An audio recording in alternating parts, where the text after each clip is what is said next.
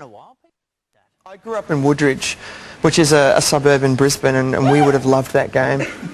Now, I don't know if that was just for Brisbane, I don't know if that was for Woodbridge, or just the fact that that person went, I'm a sad, lonely person too. Was that someone from Woodridge?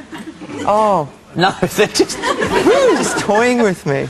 Now, interesting story, because I caught up with you out the back. Yes. We were having a chat before the show. Can we ask the audience? And no, but I was, no, not about the colour of your jacket. Oh, I'm colourblind, I would have no idea. But we were talking about hairstyle, shaving your head. And you told me about a scar you have on another part of your body. Oh, my God. Would you mind sharing that story? Oh, I'll share it. I thought you were going to get me to show it. No, God, no. Well, let people hear the story first. We were talking about scars, and I was trying to outdo Rove, because everybody backstage, it's like he's a bit of a celebrity and stuff. and he was funnier, and I told the true story of I think I was 5, and I was in my bathtub, and we had a ceramic soap holder, you know, like on the wall. It was really, really classy in Woodridge. And the bath was too hot, so I had my bum, my 5-year-old bum, on the soap holder, and my feet on the other side. And I was and it broke, and it sliced my bum open. Nice. And I basically have an enormous scar on my right butt cheek. Actually, Mum, if you're watching, Mum, if you can just flick the switch if it was the left or the right. Now, do you know why I wanted you to tell that story? No. Because I was going to tell you backstage, and then I thought, oh no, I'll save this for on air. Because I have a similar scar from an almost exact same story. Let's touch butts.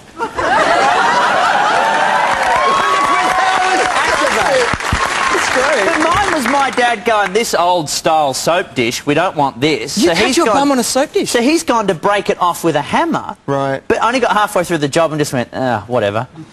I'll fix it later. So it was already broken. And I got out at the end of the bath and bent over. And in doing so, scratched my cheek. Really? Is that what they're calling it these days? I think so. Got the old broken soap dish. Everything's rude when you do that. I've never shared that with anyone.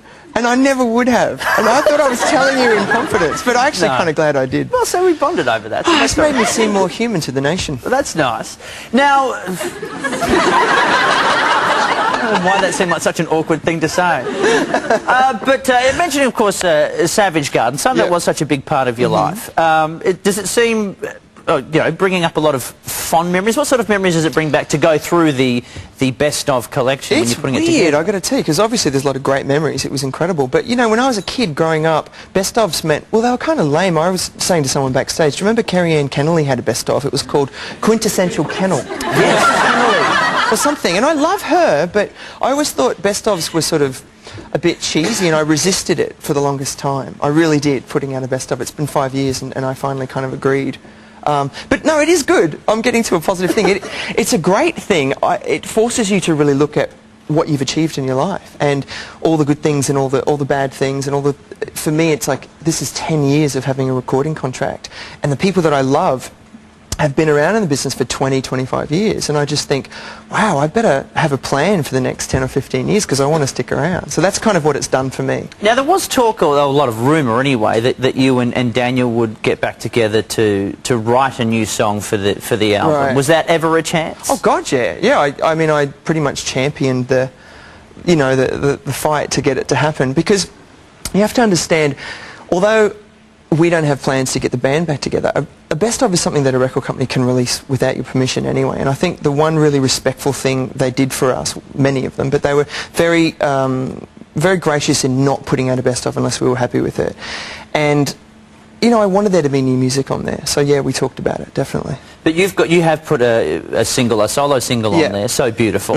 It's a love song. Yes. Does that mean you're in love? Does that mean you were in love? Can I just take a drink of water? Has anyone seen this scar of yours? So tell me about...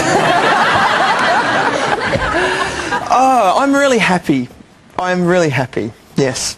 Because, you know, the movie Almost Famous, there's a line that says it's not possible to write a love song unless you are in love. Well, not true, because I knew I loved you, I wasn't in love.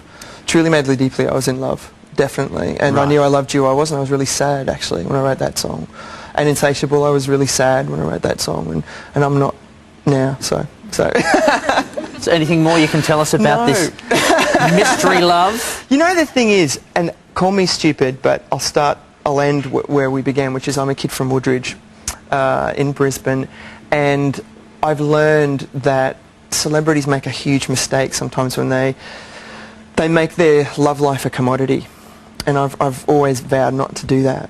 That's kind of my... They just don't seem to last. The track record of famous people, a lot of famous people don't seem to last, and I'm trying as hard as I can to not be like that. Do you find it strange when... you know, you look at... It's mainly a Hollywood thing. Yes. No, but, you know, you see relationships with people and they've only been going out for a couple of months and then they just seem to be getting married. Do you ever find that to be strange, that kind of thing? Yeah, I think that a lot of actors and musicians probably do it because of how unstable the industry is, and I think sometimes you probably romanticise the... I mean, I've done it. I've been in horrific relationships and convinced myself they were great just because my job, although wonderful, was so unstable. And so you look to a relationship as the one thing that's going to ground you. So I can understand it. I would, you know, I wouldn't get a tattoo of someone's name, maybe. Yes. Or get married in Vegas straight away. That would maybe advise against that. But... Where were you when Britney Spears was out drinking one night late in Vegas, huh? Try to get it off me because I'm blushing. Do you know my story about Britney Spears? Oh, no, please. She tried to get her minders to get rid of me, which was quite funny. I did meet her once. What and were I you said, doing? Well, I just sat down and I told her, you know, I said, when people ask me if I'm a Christina or a Britney, I tell them I'm a Britney. And she did that thing where she was kind of talking to me but looking to her people and calling them over. And I thought, oh, she doesn't know who I am. And then this big man came in, you know, and I just went, no, you don't understand. And then someone gave me permission to sit there. And then this woman came over and I thought I'd break the ice. And I said, who's that woman with the strange perm? And she said, that's Justin Timberlake's mother. Mrs. Nolan, Granny Nolan. So I just left. Getting dragged out again, but I said I was a Britney guy!